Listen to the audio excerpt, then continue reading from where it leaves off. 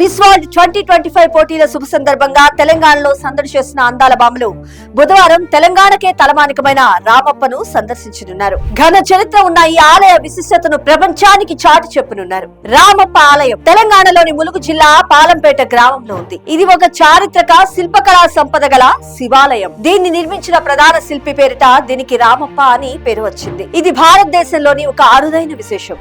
దీనిని రామలింగేశ్వర స్వామి వారి ఆలయం అని కూడా పిలుస్తారు.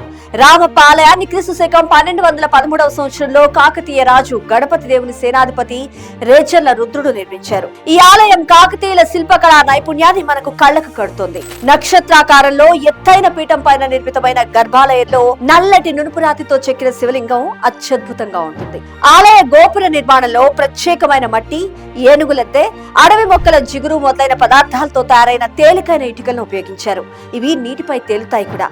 ఈ ఆలయాన్ని ఇసుకపై శాండిల్ బాక్స్ టెక్నాలజీతో నిర్మించారు. ఈ రామప్ప ఆలయం భూకంపాలు, యుద్ధాలు, ప్రకృతి విపత్తులను తట్టుకొని 800 ఏళ్లుగా నిలిచి ఉంది. దీని నిర్మాణంలో ఉపయోగించిన ఎర్ర ఇసుకరాయి, నల్లరాయి శిల్పాలు నేటికి తమ రంగు కోల్పోకుండా, చెక్కు చెదరకుండా అద్దంలా ప్రతిబింబిస్తున్నాయి. ఆలయ ప్రాకారాలు, స్తంభాలు, పైకప్పు మీద ఉన్న అప్సరసలు, గంధర్వ కన్యలు, నాగకన్యలు, సాలబంచుకల వంటి శిల్పాలు అపురూపంగా చెక్కబడ్డాయి. ఇంత విశిష్టత కలిగిన ఈ ఆలయాన్ని 2021లో యునెస్కో ప్రపంచ వారసత్వ సంపదగా గుర్తించింది.